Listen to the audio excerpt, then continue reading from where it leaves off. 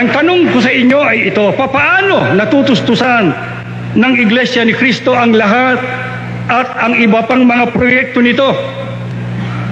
Masasabi natin ang Iglesia ni Cristo na nagsimula rito sa Pilipinas, sinimula ng isang Pilipino at itinataguyod ng angaw-angaw ng mga Pilipino, ay tumayo sa kanyang sariling paa.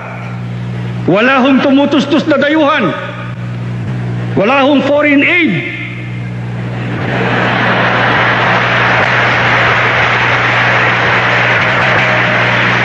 Sa madaling sabi, ang Iglesia ho ni Cristo ay walang utang kahit nasa ang bangko.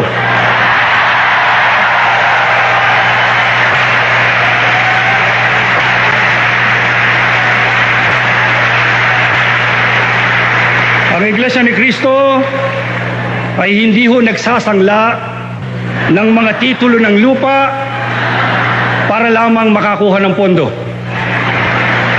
Bukas ang opisina ng Iglesia pag nakakita kayo ng kahit isang titulo na may gravamen o mayroong marka ng pagkakasangla, maghiwa-hiwalay na tayo.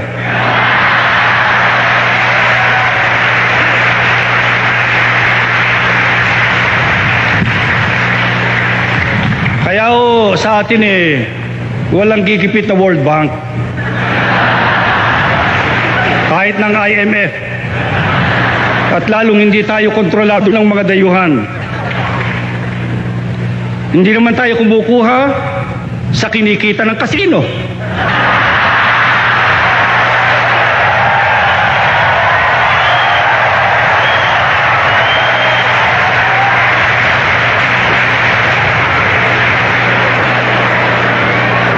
Wala tayong pasugal, paperya, walang loterya, walang bingo, para lang makalikom ng pera. Wala ho niyan.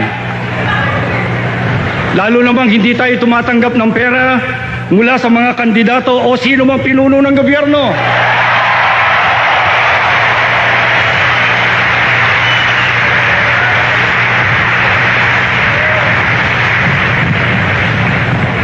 Saan ho nang galing ang salaping itinutusto sa napakaraming proyekto ng Iglesia? Yan po ay sa tulong ng Diyos, ay sa pamamagitan ng voluntary contributions ng mga kaanib sa mga araw ng pagsamba.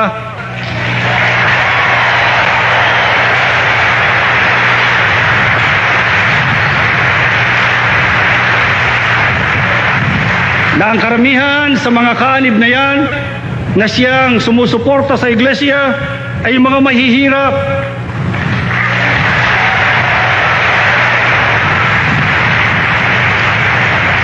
Pero kitang-kita ang kayamanan sa pananampalataya.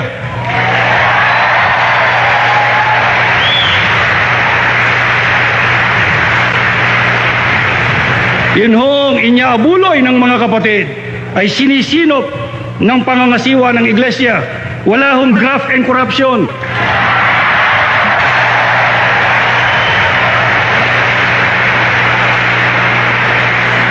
Pero tignan ninyo ang sitwasyon ng Iglesia sa kanyang kalagayan. Ito ang tunay na transparent. Nanganganinag, kitang-kita mo kung saan napupunta ang inyaabuloy ng mga kapatid sa Iglesia ni Cristo.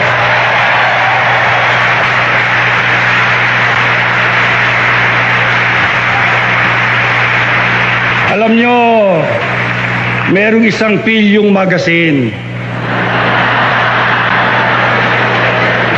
na naglathala ng isang artikulo para siguro dumami ang sirkulasyon ng magazine nila.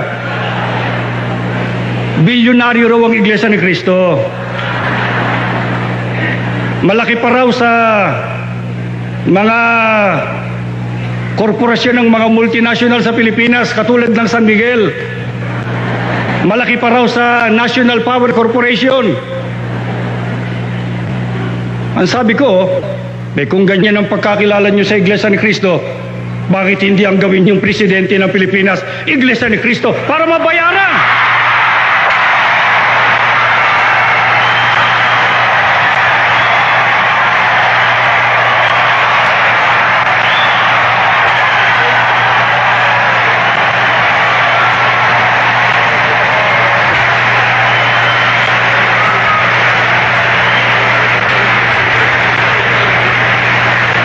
Kaya kung lang ho sinabi yun,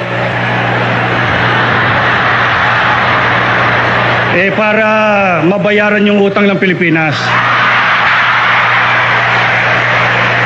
Pero alam nyo, mga kapatid, alam ninyong lahat, ang Iglesia ni Cristo ho ay hindi organisasyon pampolitika.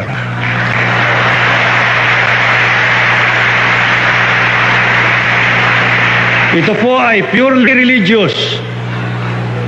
Kung tayo man ay nagkakaisa sa pagboto, hindi ho pakikialam sa politika. Karapatan naman nating bumoto eh. Ang diferensya lang sa iba, kung hindi magawa ang magkaisa, kaya inaatake yung pagkakaisa ng iglesia.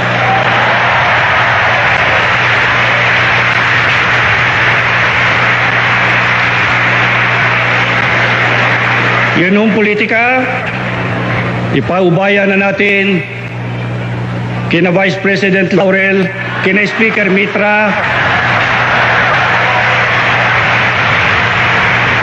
at sa iba pang mga matataas na pinunong naririto na kwalipikado para mamahala po sa ating gobyerno.